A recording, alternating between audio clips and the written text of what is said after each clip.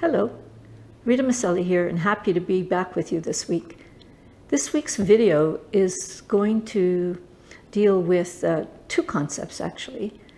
The difference between glass ceiling and the glass cliff. And the question for the week is also, which is worse for women, the glass ceiling or the glass cliff? Okay, so let's start with just a short little review on the glass ceiling in case we're not all sure about what we mean by that.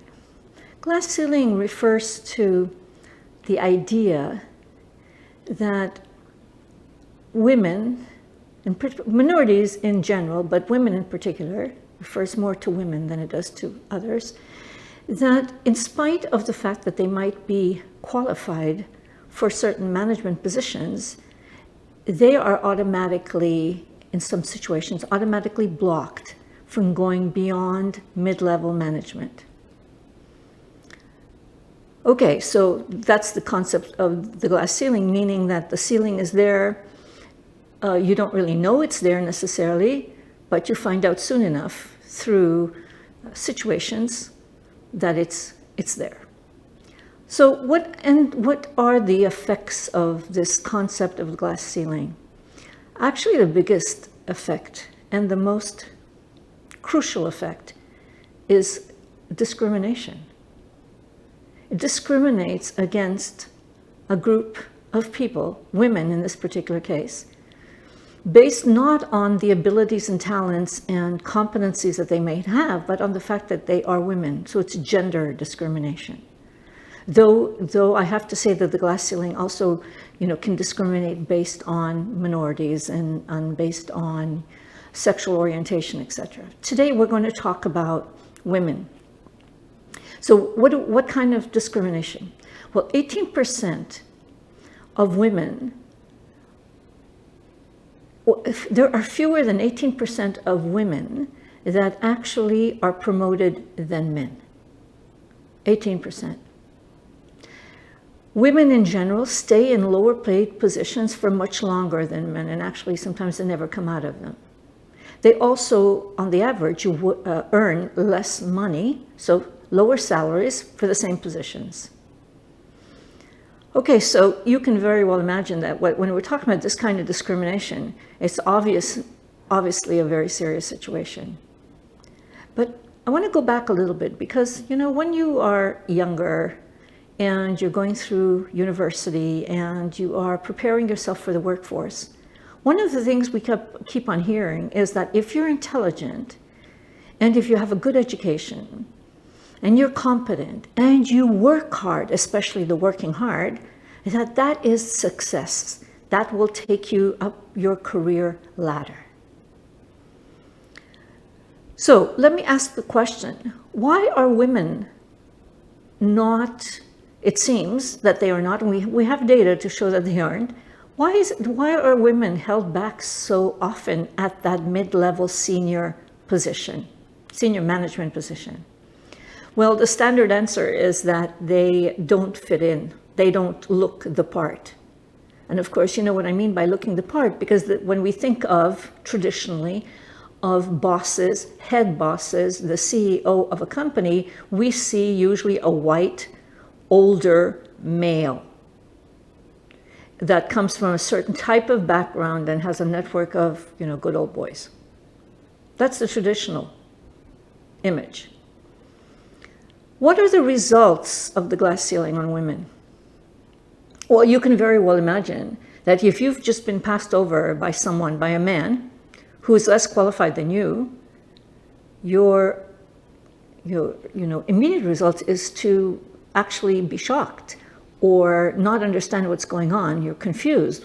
It must be something else. It can't be just because I'm a woman. And that, very often leads to certain days maybe of depression, of disbelief, of trying to rationalize what's happened. Unfortunately, sometimes with women, when that happens on a recurring basis, they can end up with long-term consequences. Long-term consequences, what are we talking about? Disenchantment with things, mistrusting the organization that you live with, that you work in, not believing that there's any future for you at that organization, maybe giving up, just being completely demotivating and deciding, to leave that particular profession or to leave the company. At the end of the day, what it does mean is that we are not taking advantage of the talents that women managers can bring to the workplace. Okay, so what happens in terms of the organization? What are the impacts of on the organization? Well, definitely less diversity. And what do we know in terms of research done in the past 10 years or so, is that women on boards, women at higher level management positions in organizations have a tendency to expand the growth potential of the company. Why? Because they represent different perspectives, so they can reach out to more clients. And those that have less diversity on board, companies like those, they are often less competitive and they might end up not growing as quickly.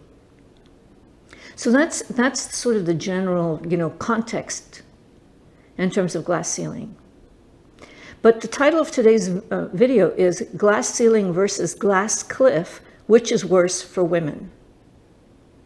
So now I'm going to go ahead and talk about the glass cliff. Glass cliff. How many of you have heard of that term? Because actually, I only heard about it a couple of years ago. And I consider that I'm, in terms of women in the workplace, that I have a pretty broad knowledge base. But anyway, for whatever reason, sometimes things just, are not in our scope of knowledge of situations for the time being. All right, so let me talk about glass cliff and what it means. So I was really delighted, not delighted, that's the wrong word. I was surprised that there are situations where the fact that you are a woman has absolutely no bearing on your being recruited for a CEO position. I thought that was really interesting. Actually, not only does it have no bearing, it's not a disadvantage for you, but usually women are specifically sought after to become CEOs. Interesting, right? So here's the situation itself, and you'll understand. Women are overtly recruited for CEO positions when an organization or a company is failing, meaning that the company is in such bad shape that they will take just about anyone with the hope that it can be saved. So we're talking about a risky proposition, aren't we? A risky situation.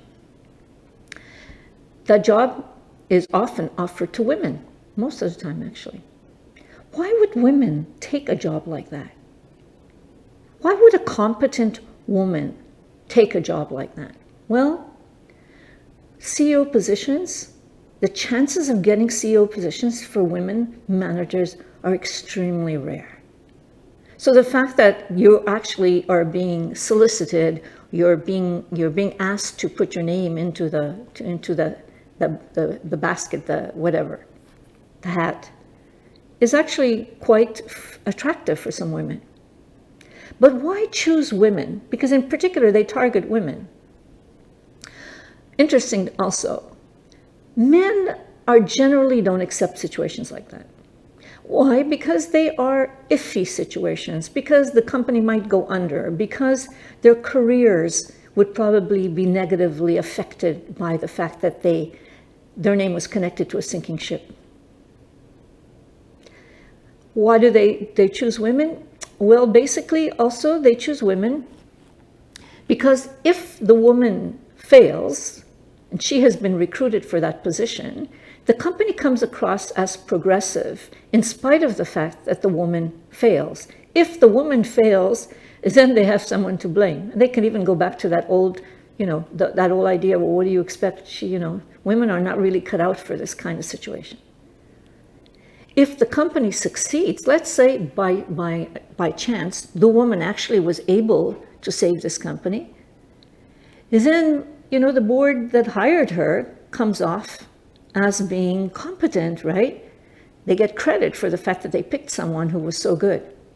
And they always have, an exit strategy, because once the problem is fixed, very often it's very attractive for them to go ahead and then go back to that old male traditional type of CEO.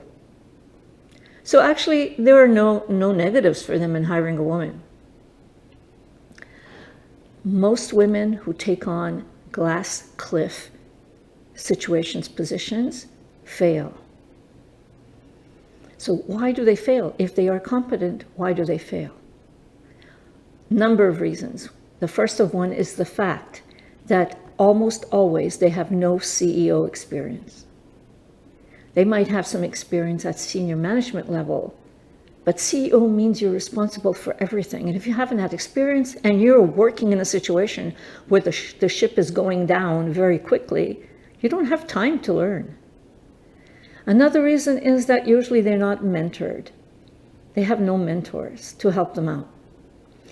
The time frames are unrealistic. In other words, you have to go in there and just, start acting, take action right from the beginning, regardless of whether you've understood the situation or not. There's a lack of resources. Sometimes the companies have financial problems, so the resources that you would normally have, or you might have lack of people resources. You just don't have qualified people. Sometimes they're not supported by the same board that actually hired them, because the board doesn't want to get too close in case she fails. They don't want to look bad. So the question for this video was, glass ceiling or glass cliff, which one is worse for women? Well, I would have to say that they are different, but each one of them really has a lot of negatives attached. So what I recommend that a competent woman go ahead and take a glass cliff assignment, I would say be really, really, really careful. How much pressure can you, take? What kind of skills do you have? What kind of problems have you handled in the past? Because the situation can bring you down. Also, if, we're talking about glass ceiling, you could say, well, the thing is, here I am, I'm not doing anything anyway. I should go ahead and try. Yes, maybe that would be a good thing. But categorically, I would not say, go ahead, one is worse than the other, because they're very, very different. They both have dangers attached to them, lack of success, failing, but the failures are different. And the failure in a glass cliff is that you're talking about a whole company going down with all that entails, shareholders, the employees that maybe end up being fired because of bankruptcy, etc. So they're very difficult. It's a very difficult question to answer. But I want to end this video with a short summary here. I want to just highlight the fact that glass ceiling or glass cliff, in both cases, women are being treated like commodities. Meaning, they are dispensable. In the first case with glass ceiling, they don't have to worry about them because basically there are very few positions for women anyway. Women are already being held back. How do we know that women are commodities? They get paid less. They're promoted less. And they're valued less. In general, there are exceptions. With the glass cliff, you're talking about, really being dispensable. It doesn't matter because the ship is going down anyway. So if a woman goes ahead, and goes down with the ship, then maybe that's better than a man going down with the ship. I'm not trying to be negative here, but the reality is that you really have to be careful, whichever decision you choose. Thank you for being with me this Friday. Oh, no, sorry. Not Friday. This is Wednesday. Thank you for being with me this week. And if you are finding value in my videos, I would really recommend, I would ask that you like them, please, and share them with other women who might learn from them. And if you haven't subscribed yet to my channel, which is Empowering Women Executives, Rita Maselli, please do so. I would like to be able to talk to you on a weekly basis. Thank you so much. Until the next time.